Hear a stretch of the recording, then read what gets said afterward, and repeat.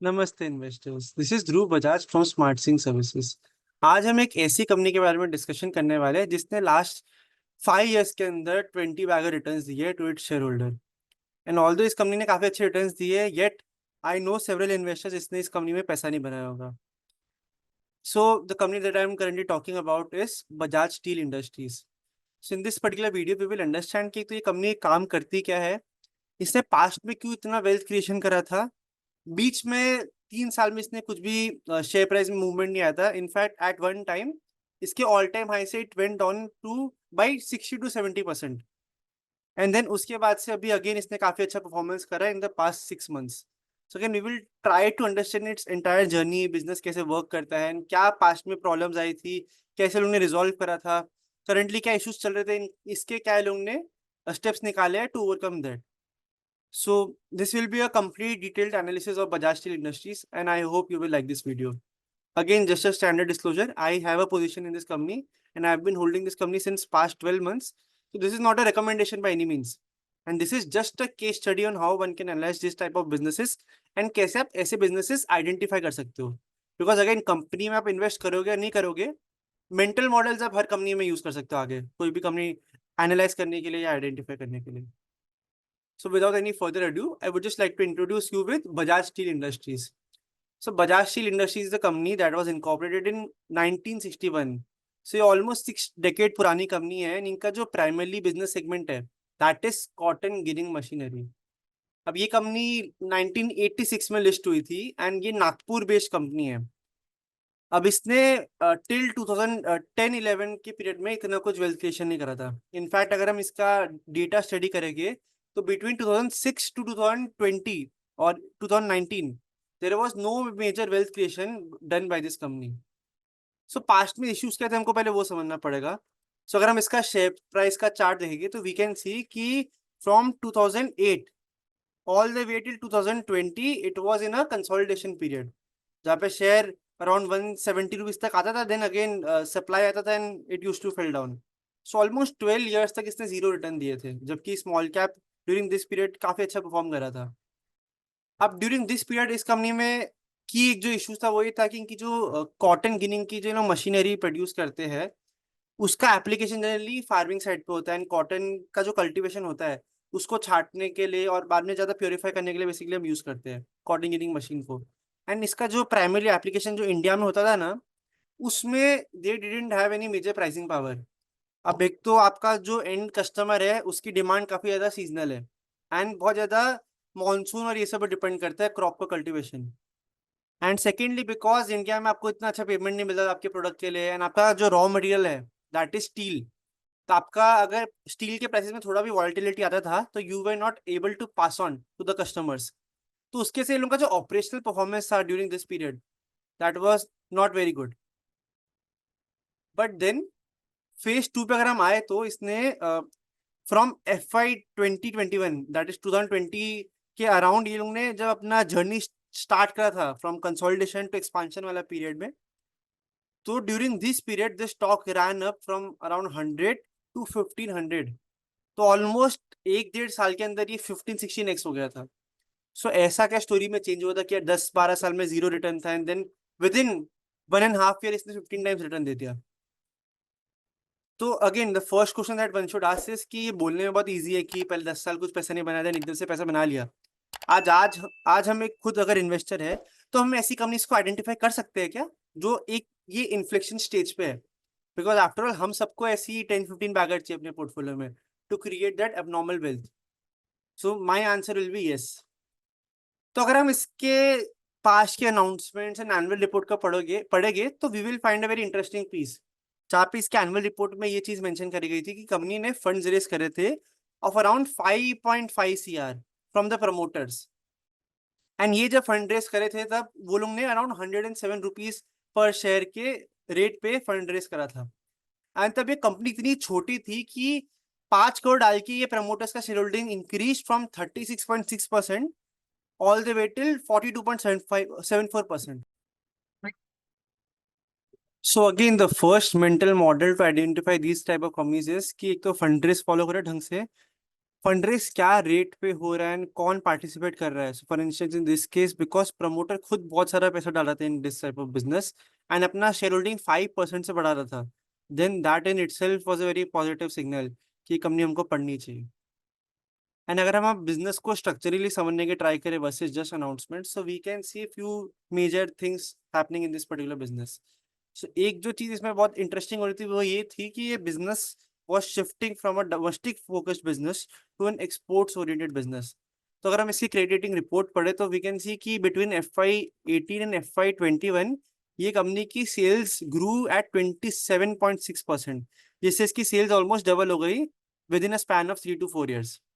अब ये बहुत इंटरेस्टिंग इसलिए था बिकॉज एक तो इसकी सेल्स में इंप्रूवमेंट तो आई, बट द सेम टाइम इसके जो मार्जिन थे that increase from around 1% all the way till 18%.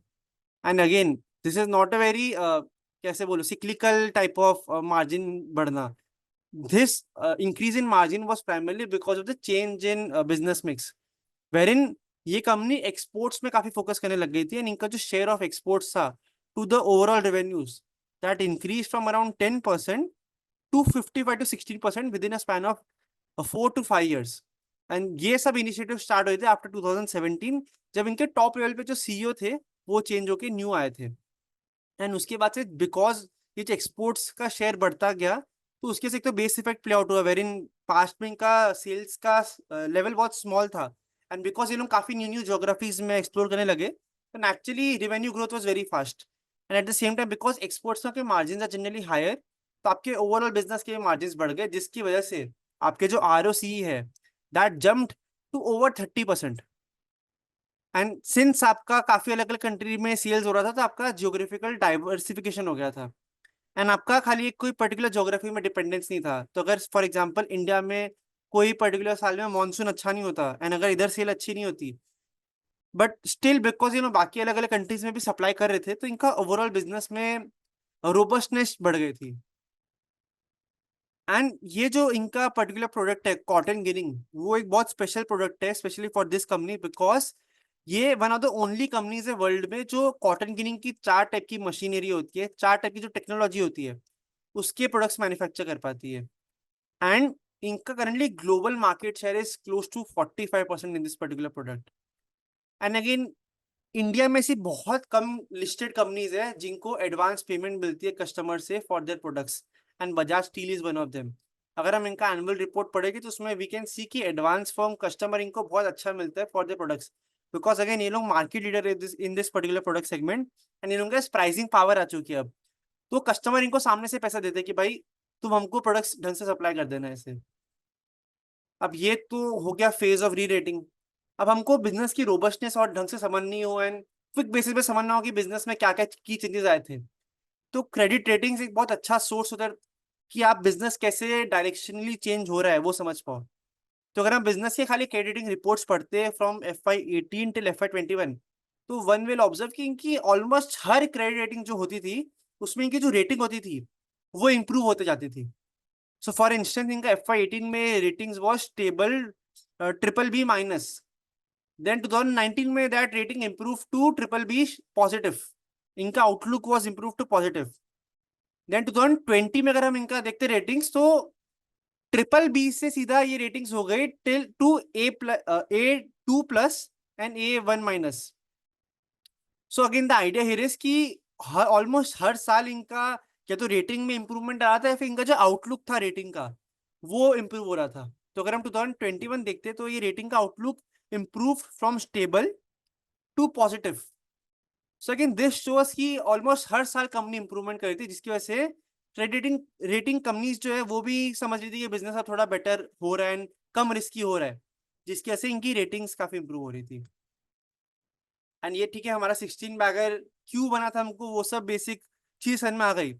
But then after that almost next 3 years ये कंपनी ने कुछ रिटर्न नहीं दिया था. In fact as we discuss before इसने अपने टॉप का जो लेवल था उसके बाद से ऑलमोस्ट 68% का ड्रॉडाउन दिया था टू इट्स इन्वेस्टर्स. तो ड्यूरिंग दिस पीरियड जब मार्केट काफी अच्छा परफॉर्म कर रहा था तो ये पर्टिकुलर कंपनी में ऐसा क्या हुआ था कि इसको 3 साल का कंसोलिडेशन में जाना लग गया था. तो अगर हम इसके फाइनेंशियल्स देखेंगे तो वन कैन सी कि इनका जो सेल्स था वो काफी स्टेगनेंट रह गया था इन द नेक्स्ट 3 years. तो इन लोगों ने जो 2021 में 500 करोड़ की सेल्स क्लॉक करी थी इवन इन FY24 वो सेल्स अराउंड 550 करोड़ के लेवल पे रह गई थी। सिमिलरली इनके ऑपरेटिंग मार्जिन 18% से गिर के अराउंड 14% पे आ गए थे। सो इससे इनका लास्ट 3-4 साल में कुछ भी प्रॉफिट में इंप्रूवमेंट नहीं आया। एंड इनके जो की रीजंस थे बिहाइंड पुअर परफॉर्मेंस, वो एक तो ये थे कि इनका है ना red Sea crisis, shipment issues और ये सब जो भी मेजर इश्यूज आए थे, उसके से लोग ढंग से एक्सपोर्ट्स नहीं कर पाए थे। तो इसके से इनके जो ओवरऑल बिजनेस उसमें एक मेजर हिट आया था। एंड मोर इम्पोर्टेंटली इनका जो की प्रोडक्ट था कॉटन गिरिंग मशीनरी, उसमें ये लोग ऑलरेडी मार्केट लीडर बन चुके थे। एंड बिकॉज में industry level growth is only 3 to 4%, तो ये 5-6% से ज्यादा रेट पे तो ग्रो कर ही नहीं पाएगा। तो नेचुरली ऐसे बिजनेस में आपको न्यू ग्रोथ लाना is very tough after a certain period. And ऐसे बिजनेसेस को जनरली मार्केट हमेशा लोअर वैल्यूएशन मल्टीपल ही देता है। बट कोई भी अच्छा मैनेजमेंट टीम हो, उसकी एक खास बात ये होती है कि वो हमेशा अपने जो कोर बिजनेस के जो कैश फ्लोज होते हैं उसको यूटिलाइज करके अपने बाकी सब बिजनेसेस को ग्रो करते हैं। तो ये सर्च कैपिटल ने एक बहुत अच्छा ब्लॉग लिखा था, उसमें दे मेंशन कि एक की sign of an astute management team is ऐसी मैनेजमेंट टीम जो समझती है कि अपने बिजनेस को प्रोबेबिलिस्टिक वे में देखना है, ऑप्शनली थिंक करना है, कैसे आप न्यू न्यू बिजनेस लाइन ला सकते हो जिससे आप ओवरऑल बिजनेस को इंप्रूव कर सकते हो। एंड अगेन मैनेजमेंट ऐसी होनी चाहिए जिसके इनफ बैंडविड्थ है कि वो ये सब अपॉर्चुनिटीज को एग्जीक्यूट कर पाए। एंड इतना एक्सेस होना चाहिए टू कैपिटल या फिर इनसाइड व्यू कि वो न्यू अपॉर्चुनिटी को एक्सप्लोर कर पाए। तो अगर हम बजाज स्टील की बात करें तो बजाज स्टील के पास एक जो उनका कोर सेगमेंट था कॉटन गिरिंग मशीन का, that was a cash cow segment, जहाँ पे ऑल्दो ग्रोथ इतना अच्छा नहीं आएगा but because of their market share, उनका कंपेटिटिव पोजिशनिंग, उससे वो बहुत सारा कैश फ्लो तो जनरेट कर पाएंगे। अब हम अगर BCG मैट्रिक्स समझने की ट्राई करेंगे तो वो पर्टिकुलर मैट्रिक्स में एक चीज होती है वेरिन दे मेंशन कि आप कोई भी पर्टिकुलर सिचुएशन को 4 पर्टिकुलर भागों में डिवाइड कर सकते हो। इसमें से एक भाग होता है आपका मेच्योर बिजनेस के लिए, that is called cash cow. अब इसमें ऐसे ऐसे बिजनेसेस होते हैं जहाँ पे आप कैश जनरेट करते हो एंड वो आप फिर डिप्लॉय करते हो in other segments. Then there are dog segment. अब डॉग्स वैसा पर्टिकुलर बिजनेस लाइन होता है जहाँ पे आप बहुत ज्यादा पैसा तो लगा रहे हो, आपका ग्रोथ भी नहीं आ रहा, तो ओवरऑल आपका बिजनेस सफर कर रहा है वो पर्टिकुलर बिजनेस लाइन की वजह से। तो वो पर्टिकुलर सेगमेंट को डॉग सेगमेंट कहते हैं। But then there is a particular quadrant called stars. ये पर्टिकुलर क्वाड्रेंट में बेसिकली आप ऐसे एरियाज में फोकस करते हो जहाँ पे आपको दिखता है कि फ्यूचर में ग्रोथ भी काफी अच्छा हो सकता है, एंड आप इसमें री इन्वेस्ट करने की आपको अपॉर्चुनिटी भी काफी अच्छी दिखती है। एंड आप जो भी री इन्वेस्टमेंट करोगे इस पर्टिकुलर ब्लॉग में, आपको उसमें अच्छा रिटर्न मिलने वाला है कैपिटल का।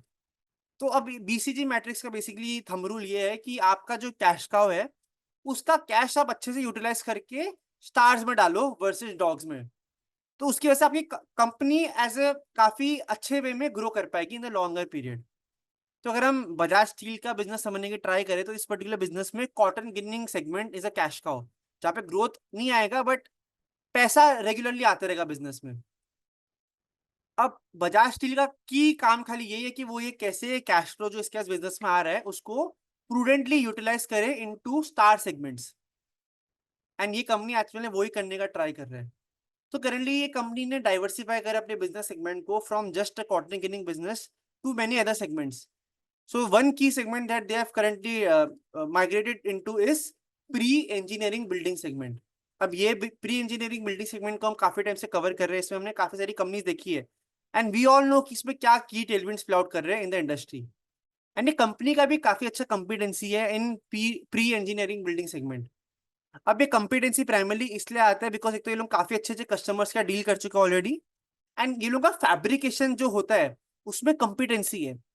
तो जो कस्टमाइज्ड ये लोगों को प्री इंजीनियरिंग बिल्डिंग्स बनानी होती है, उसके जो इनके कंपोनेंट्स लगते हैं वो ये लोग सब इन हाउस मैन्युफैक्चर कर पाते हैं, जिसके से ये लोग काफी कस्टमाइज सोल्यूशन दे पाते हैं, काफी क्वालिटी वाली सर्विसेज दे पाते हैं। एंड इनका क्लाइंटेल अगर हम देखेंगे तो that include Tata projects, Indian Oil, Hindalco, CK Birla group.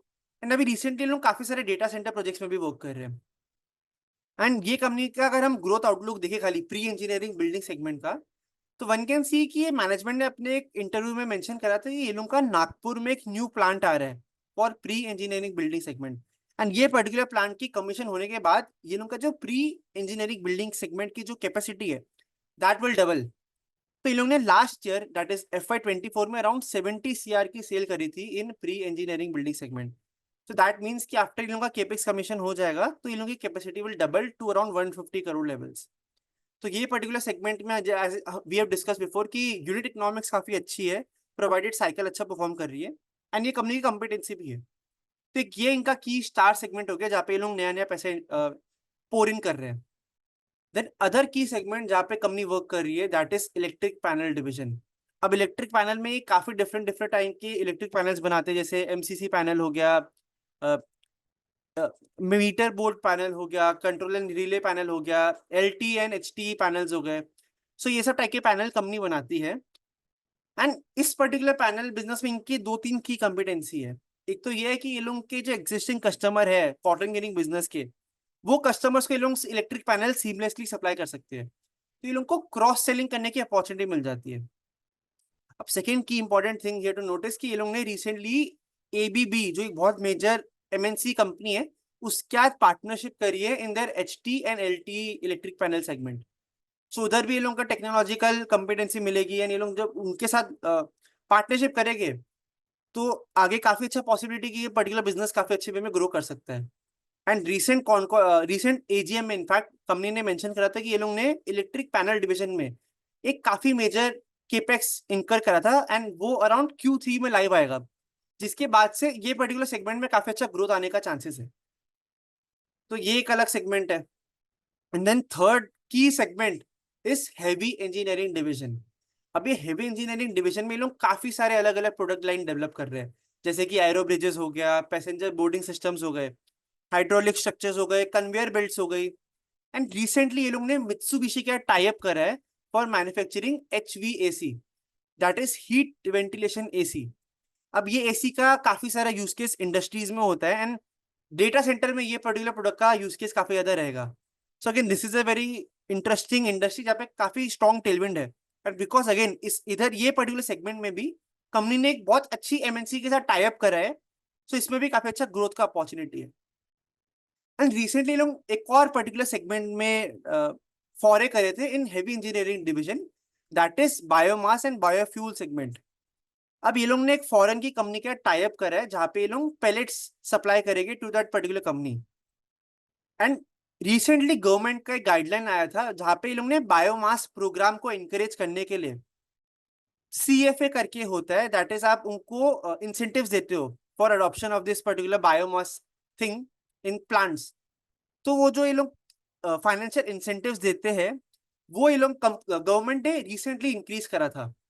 And management ने रिसेंटली एजीएम में एक ये बात बताई थी कि गवर्नमेंट ने जो अभी रिसेंटली लॉ इंप्लीमेंट करा है फॉर बायोमास पेलेट, उसमें अब थर्मल पावर प्लांट जो हो गए उसमें at least 5% of the total cost ये लोग को बायोमास में यूटिलाइज करना होगा। एंड आगे टारगेट ये है कि अगले 1-2 साल में that number will increase to 7% of the overall cost. तो अगेन बायोमास पेलेट्स का जो वॉल्यूम्स का रिक्वायरमेंट होगा वो आगे जाके काफी बढ़ेगा।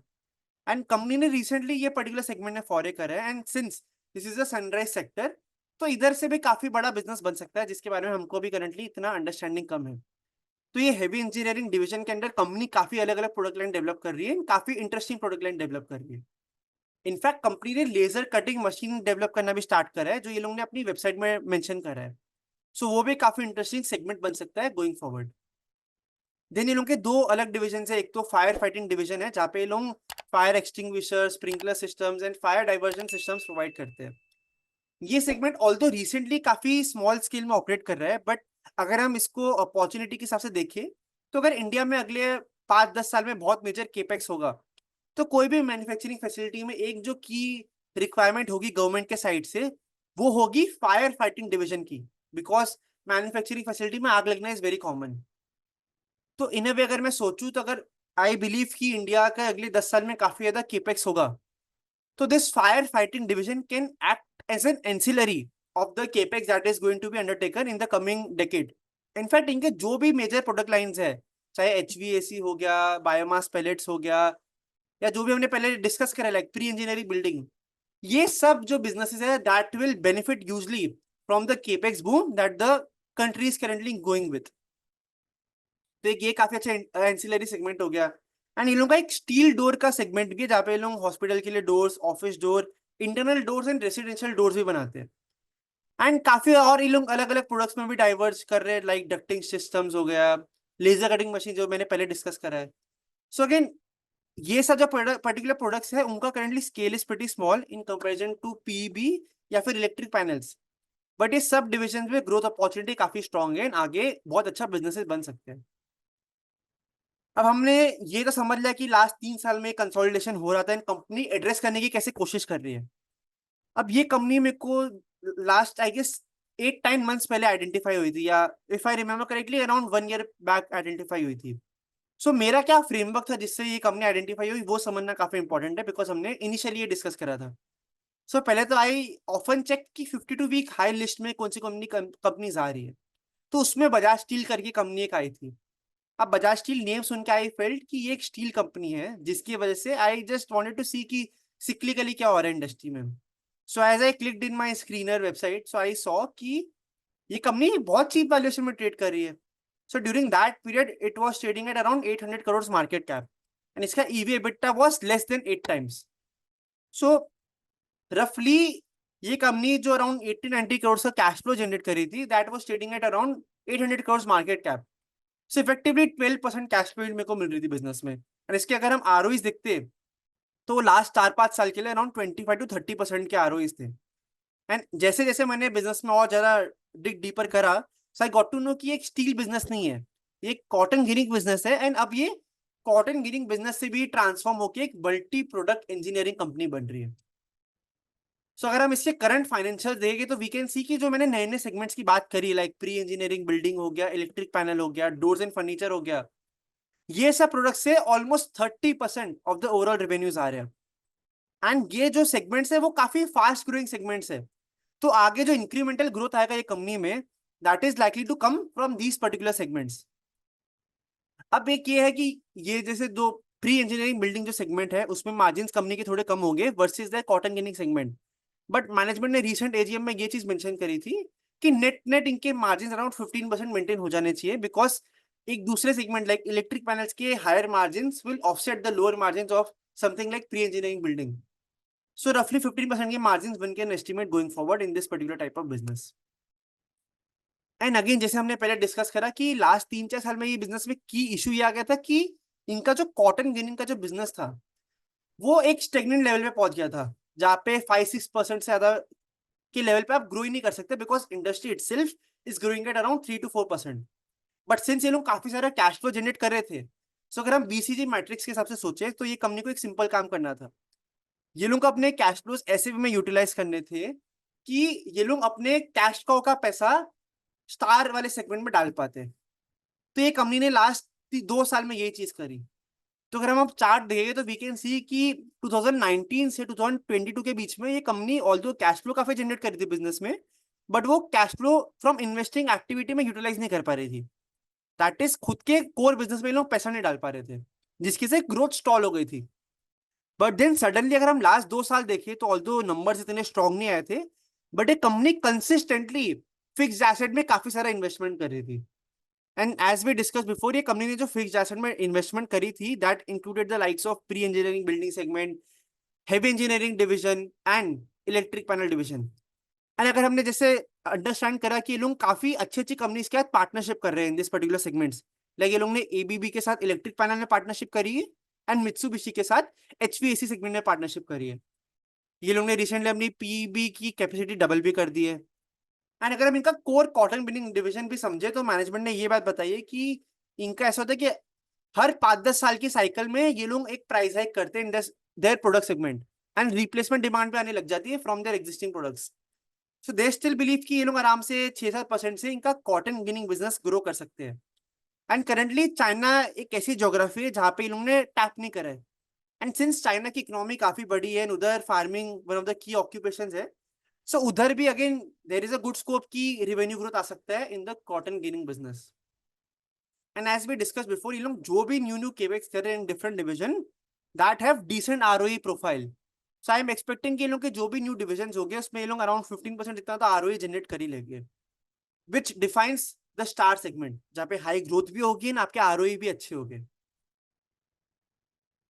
एंड ये सब चीजें नंबर्स में ट्रांसलेट करी जो हम आगे डिस्कस करेंगे। बट जैसे अगर हम मैनेजमेंट टीम को खाली समझने की ट्राई करते हैं, बिकॉज अल्टीमेटली ये बिजनेस को जिस वे में ये लोग ने ग्रो करा है लास्ट 5-10 साल में, उसमें one of the key role was of management team. तो ये कंपनी बजाज ग्रुप की है एंड ये लोग लास्ट 60 ईयर से बिजनेस को ऑपरेट कर रहे हैं। And this business is led by Rohit Bajaj, जो मैनेजिंग डायरेक्टर है इन दिस पर्टिकुलर बिजनेस। अब ये बिजनेस की जो पोजिशनिंग है वो काफी ड्रास्टिक वे में चेंज हुई थी जब mister Mahendra Sharma came in as a CEO in 2014-15। तो जब इनका प्रमोशन हुआ था टू सीईओ, उसके बाद से इन लोगों ने काफी सारे ड्रास्टिक स्टेप्स लेने लग गए थे, specially in cotton ginning segment. And अगर हम महेंद्र शर्मा का प्रोफाइल समझे, so he has a PhD in cotton ginning business and ये लोग ने इनने काफी सारी बुक्स भी पब्लिश करी है इन cotton ginning business, and he is a technocrat again. तो इन्होंने कॉटन गिनिंग बिजनेस को टर्न अराउंड करने में, डेवलप करने में काफी मेजर रोल प्ले करा था। एंड ये बिजनेस में succession planning is also in place. तो प्रमोटर के जो क्लोज रिलेटिव है दैट इज लव बजाज, वो करंटली बोर्ड ऑफ डायरेक्टर्स में है। एंड ये इनका जो यूएसए का डिवीजन है of cotton ginning business under continental eagle, वो ये करंटली मैनेज करते हैं। So again succession planning is in place, professional management team काफी ज्यादा स्ट्रॉन्ग है, एंड प्रमोटर जो है उसको लास्ट 60 ईयर्स का एक्सपीरियंस है in this particular business. As in promoter group की फैमिली को 60 ईयर्स का एक्सपीरियंस है। एंड ये कंपनी का मेरे को जो बेस्ट पार्ट लगता है वो ये है कि ये लोग बहुत ज्यादा स्ट्रॉन्ग कैपिटल एलोकेटर्स है। अब ये मैं क्यों कह रहा हूँ, सो ये कंपनी का पहले एक डिवीजन होता था प्लास्टिक सुपर पैक डिवीजन करके, जहाँ पे लोग प्लास्टिक मास्टर बैच बनाते थे। अब ये एक डिवीजन ऐसा था जो कंपनी काफी टाइम से स्ट्रगल करी थी ढंग से ऑपरेट करने के लिए। तो अगर हम इनकी पास्ट के एनुअल रिपोर्ट्स पढ़ते तो वी कुड हैव सीन कि ये जो डिवीजन था वो जो प्रमोटर है रोहित बजाज, उनके भाई ऑपरेट करते थे। एंड वो ये बिजनेस 1987 से ऑपरेट कर रहे थे।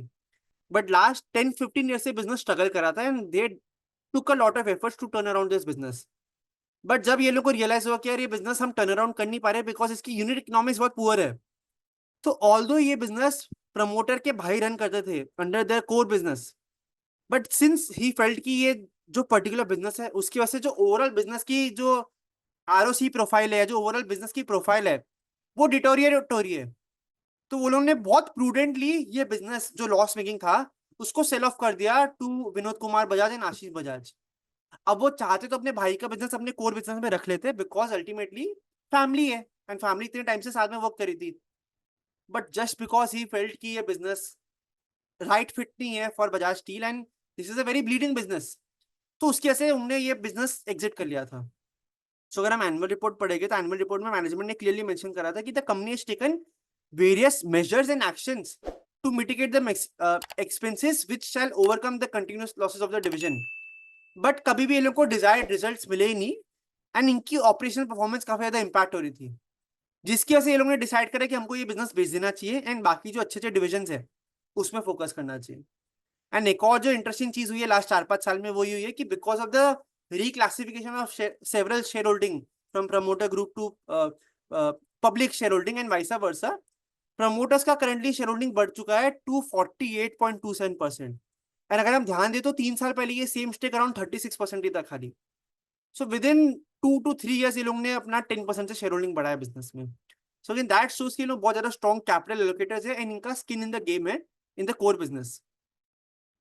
एंड अब एक वीडियो जो देख रहे हैं उनको थॉट आ सकता है कि यार ये कंपनी तो इतने सारे बिजनेस डिवीजन में जा रही है, तो उसके हिसाब से तो ये भी थॉट आना चाहिए कि तो डाइवर्सिफिकेशन कर रही है, एज इन ये बहुत सारे बिजनेस में जा रही है, कोई भी बिजनेस ढंग से ग्रो नहीं कर पाएगी फ्यूचर में। But the best part about this organisation is कि अगर हम इनका वेबसाइट देखेंगे, इनका लिंक्डइन प्रोफाइल देखेंगे, तो वी कैन सी कि ये लोग का हर एक जो पर्टिकुलर डिवीजन है उसमें लोगों ने एक डिस्टिंक्ट हेड बना के रखा है। सो क्लियरली बहुत अच्छा डिस्ट्रीब्यूशन ऑफ पावर्स है इन दिस बिजनेस, जिसकी वजह से हर एक बिजनेस इंडिविजुअली सक्सीड कर पा रहे हैं, जो फाइनेंशियल्स में भी ट्रांसलेट हो रहा है specially of FY24 and recent Q1 FY25। तो हम देख सकते हैं दिस पर्टिकुलर स्लाइड की हर एक पर्टिकुलर सेगमेंट में अलग अलग हेड है। सो दिस शोज की काफी स्ट्रॉन्ग ये लोग ने डिस्ट्रीब्यूशन कर रहा है मैनेजमेंट बैंडविड्थ, एंड ये लोग ये बिजनेस को ऐसे में ग्रो कर रहे हैं कि it can succeed as a multi product engineering company. So again हमने काफी सारे पॉजिटिव तो डिस्कस कर लिए कंपनी के बारे में, बट इसमें काफी मेजर रिस्क भी है। So the first key risk here is कि अगेन ये जो बिजनेस है कॉटन गिनिंग का, वो काफी सीजनल बिजनेस है एंड इसका डायरेक्ट डिपेंडेंस है on the farming produce of cotton. And इसका जो की रॉ मटेरियल होता है of this product that is steel. So इनका जो major raw material that is steel, and because steel in itself is very volatile commodity, so अगर बहुत ज्यादा wild fluctuation होगा ऑफ स्टील प्राइसेस तो इनके मार्जिन में भी बहुत मेजर हिट आ सकता है. Then as we discuss before कि इनका जो टोटल एड्रेसेबल मार्केट साइज है ऑफ कॉटन गिनिंग मशीन वो बहुत ज्यादा स्मॉल है. तो अगर इंडस्ट्री आपकी 3% से ग्रोथ करेगी एंड आप टॉप प्लेयर हो इंडस्ट्री में जहाँ पे आपको ऑलरेडी 45% मार्केट शेयर है, so you can grow more than 4-5% in this particular industry. जिसकी वजह से अगेन ये कंपनी ऑल्दो लास्ट 60 ईयर्स से ऑपरेट कर रही है एंड बजाज ग्रुप की कंपनी है, बट स्टिल ये लोग इतने साल में खाली 500 करोड़ का टर्नओवर ही अचीव कर पाए, which is not a small feet by any means, but simply because in लोग का इतना स्ट्रॉन्ग पोजिशनिंग है, बिजनेसमैन काफी अच्छा कैश फ्लो जनरेट करते हैं, बट जस्ट बिकॉज इनका टोटल एड्रेसेबल मार्केट साइज बहुत ज्यादा स्मॉल है तो ये लोग अपने बिजनेस को बहुत एक बियॉन्ड द स्केल एक्सपांड नहीं कर पाए. देन अनदर की इशू हियर इज कि हमको मैनेजमेंट से उतना ज्यादा कम्युनिकेशन नहीं होता, ये कंपनी कोई बहुत मेजर कॉन कॉल नहीं करती, and other than annual report को इसका मेजर प्रेस रिलीज या इन्वेस्टर प्रेजेंटेशन में नहीं आता. So understanding the business and क्या नंबर्स फ्लो इन हो सकते हैं going forward, that is very difficult to estimate. So maybe इसकी वजह से भी काफी टाइम तक ये बिजनेस काफी चीप वैल्यूएशन में ट्रेड करता था. एंड इसके जो न्यूअर डिविजन आ रहे हैं that is again having lower ROE profile than the cotton ginning division, because उसमें वो लोग मार्केट लीडर है, उनका कोई मेजर कंपटीशन है नहीं versus businesses like pre engineering building या फिर इलेक्ट्रिक पैनल्स. सो अगेन जो लोग इन्वेस्टमेंट्स कर रहे हैं बिजनेस में, अगर वो ढंग से पे ऑफ नहीं करते तो इनके ओवरऑल आरओई प्रोफाइल में स्ट्रेन आ सकता है. एंड इलेक्ट्रिक पैनल इटसेल्फ का जो बिजनेस है उसमें इन लोग का जो पास्ट में जो रेवेन्यू प्रोफाइल रह चुकी है वो थोड़ी लंपी रह चुकी है. तो अगर हम इनका FY22 का देखेंगे नंबर्स तो उसमें बहुत इन लोगों ने सीवियर डिग्रोथ फेस करा था in their electric panel division, तो ये भी मेजर रिस्क है. देन ये लोग का जो मेजर बिजनेस आता है वो एक्सपोर्ट से आता है. जैसे हमने पास्ट में डिस्कस करा था कि because of Red Sea crisis shipping cost के जो मेजर इश्यूज आए थे उसके से इनके एक्सपोर्ट्स में काफी मेजर हिट आया था, जिसके से इनका जो Q3 के जो रिजल्ट्स थे that were very poor and stock took a major beating post that. And इनके जो अभी करंट जो की मैनेजमेंट टीम है including Rohit Bajaj and Mahendra Sharma ji, they are at around 65-70 years of age, and again उनके पास काफी अच्छा एक्सपीरियंस है and they are leading the business very well. But post that कैसे सक्सेशन प्लानिंग है in place of this business वो हमको आगे जाके मालूम पड़ेगा. So again that can be a की रिस्क गोइंग फॉरवर्ड बिकॉज ये काफी लेगेसी बिजनेस है एंड लास्ट 60 ईयर्स से बिजनेस चल रहा है. एंड अगेन मैनेजमेंट से हमको जो एजीएम में बात करके आइडिया लगा वो ये था कि मैनेजमेंट अभी करंटली अपना प्री इंजीनियरिंग बिल्डिंग में जो केपेक्स कर रही है that is only 2x their current capacity, and although लोग काफी ज्यादा कैश फ्लो जनरेट कर रहे हैं but they are not going as aggressive as we thought they would go in this particular segment. And the primary rational behind that was कि they mention कि PEB जो segment है उसमें बहुत ज्यादा कंपिटिटिव इंटेंसिटी रहती है एंड आपका इकोनॉमिक साइकिल पे काफी ज्यादा डिपेंडेंस है. तो अगर आपने गलत टाइम पे बहुत ज्यादा केपेक्स कर लिया एंड इकोनॉमी डाउन टर्न में चली गई तो आपका बहुत मेजर हिट आ सकता है बिजनेस में. तो इसलिए इसमें हमको बहुत केयरफुल होकर केपेक्स करना पड़ेगा एंड आगे एक रिस्क हो सकता है इस बिजनेस में गोइंग फॉरवर्ड. एंड सारी पीबी कंपनीज में एक रिस्क है ही. हमने पॉजिटिव्स डिस्कस कर लिए, नेगेटिव डिस्कस कर लिए, तो ऐसी कंपनी को किस वे में हमको लुक करना चाहिए, तो उसके रिगार्डिंग एक बहुत अच्छा लर्निंग हमें सुनील सिंघानिया जी ने दिया था. अब सुनील सिंघानिया जिनको नहीं पता, he is a stalwart investor जिनके पास लास्ट 20-25 ईयर्स का एक्सपीरियंस है इन इन्वेस्टमेंट इंडस्ट्री. ये पहले रिलायंस कैपिटल का जो म्यूचुअल फंड था उसको हेड करते थे एंड इनका बहुत स्ट्रॉन्ग पास्ट ट्रैक रिकॉर्ड रह चुका है. And recently he founded and heads Abacus Asset Manager, which is again a very big PMS house. इन्होंने अपना एक प्रेजेंटेशन था जहाँ पे ही वाज टेलिंग कि आप कैसे मल्टीबैगर आइडियाज आइडेंटिफाई कर सकते हो. तो उसमें इन्होंने एक बहुत इंटरेस्टिंग मेंटल मॉडल बताया था जो ये था कि identify companies that are cheap by valuations and lagging triggers. अब हम स्मार्ट सिंह के चैनल में काफी बात करते हैं कि ऐसी कंपनी बात आइडेंटिफाई करो जिसमें बहुत मेजर ट्रिगर्स हो एंड री रेटिंग हो. But again opposite of a good idea is also good idea. So इन्होंने अपने जो प्रेजेंटेशन था उसमें एक बहुत अच्छी बात बताई थी कि ऐसे तो स्टॉक होते हैं लाइक बजाज स्टील जिसमें जैसे लास्ट 4-5 साल में कुछ मेजर ग्रोथ नहीं था, तो मार्केट पार्टिसिपेंट उस पर्टिकुलर कंपनी के बारे में ऐसा सोचते हैं कि ये कभी चलता है कभी नहीं चलता है, इसमें कुछ ग्रोथ नहीं है, कोई ट्रिगर नहीं है, तो इसलिए इसको जो लो पी मल्टीपल मिलता है that is justified even though इसका पास्ट में ट्रैक रिकॉर्ड अच्छा रह चुका है, बिजनेस काफी अच्छा डिसेंट वे में ऑपरेट करता है. बट इन्होंने एक बहुत अच्छा बात ये बताया कि अगर कुछ भी पॉजिटिव चेंज होगा बिजनेस में एंड कुछ भी ग्रोथ प्रोफाइल फिर से इसमें आने लग जाएगी तो इसमें बहुत क्विक री रेटिंग होती है वैल्यूएशन मल्टीपल की। And at the same time many times market wait करती है for confirmation of this changes, जिसकी वजह से आपको अपॉर्चुनिटी मिलती है to identify this stock, analyse this stock, and आप इसमें अच्छा पोजीशन बिल्ड कर पाओ। एंड जनरली ऐसी कंपनी में इंस्टीट्यूशनल ओनरशिप काफी ज्यादा कम होती है, तो आपको अच्छा अपॉर्चुनिटी मिलता है। एंड जब स्टोरी प्ले आउट होने लगती है तो बहुत स्ट्रॉन्ग वे में मोमेंटम प्ले आउट होना स्टार्ट हो जाता है। तो ये वे में कैसे आप बजाज स्टील को एनालाइज कर सकते हो, हम वो चेक करते हैं। अब अगेन हम बजाज स्टील का बिजनेस देखें तो पास्ट में अगेन ये इशू था कि ये लोग कैश फ्लोज कोर बिजनेस में इन्वेस्ट नहीं करते थे एंड बहुत स्लो ग्रोथ बिजनेस था। हम अगर देखते तो 2021 से लेकर 2023 तक इनके जो भी क्वार्टरली रिजल्ट्स थे उसमें कोई मेजर ग्रोथ नहीं था। बट ड्यूरिंग दिस पीरियड ये लोग काफी सारा केपेक्स तो कर रहे थे कोर बिजनेस में, जिसके से business last during this particular period around 8 times price to earnings multiple पे ट्रेड करा था। And you will be shock to know कि जब इनका Q4 FY24 का रिजल्ट आया था तब they reported around 43% of sales growth. And during this period इनके मार्जिन में बहुत मेजर इंप्रूवमेंट आया था, जिसके से इनका जो ओवरऑल पैट था that almost doubled. But even after that particular result ये स्टॉक खाली 5 to 10% से मूव करा था। And during this that particular period I remember कि वो खाली अराउंड 1500 रुपीज तक ही गया था। तो जैसे सुनील सिंघानिया जी ने बात करा था कि ऐसी कंपनी में market generally wait for confirmation bias. तो ऑल्दो जब इनका एक पर्टिकुलर क्वार्टरली रिजल्ट अच्छा आया था तो एक इंडिकेशन तो मिल गया था कि स्टोरी अब रिवाइव हो रही है, जो इन्होंने केपेक्स करा था पास्ट में that is finally coming into फोरे। बट अगेन वो एक पर्टिकुलर रिजल्ट के बाद उतना री रेटिंग नहीं हुआ था स्टॉक का। उसके बाद जब एक और रिजल्ट आया 43%, जब इन लोगों ने रिवेन्यू ग्रोथ रिपोर्ट करा था इनके एंड इनका ऑपरेटिंग मार्जिन काफी अच्छा आया था, तो उसके बाद से this stock got related very fast. तो अगर हम देखें तो जब अक्टूबर 2023 के टाइम पे it was trading at only around 8 times price earning multiple, जब मार्केट को लग रहा था कि बिजनेस में ग्रोथ नहीं है। And with in just 2 quarters of good growth quarter, जहाँ पे ये लोग ने 6 मंथ्स के अंदर कुछ अच्छा ग्रोथ दिखाया था, तो लगभग 6 महीने के अंदर ये जो इसका पी मल्टीपल था वो 8 से सीधा 20 के 20 टाइम्स तक चला गया। सो विच शोज की market rerated this particular business from a mature to a fast growing company.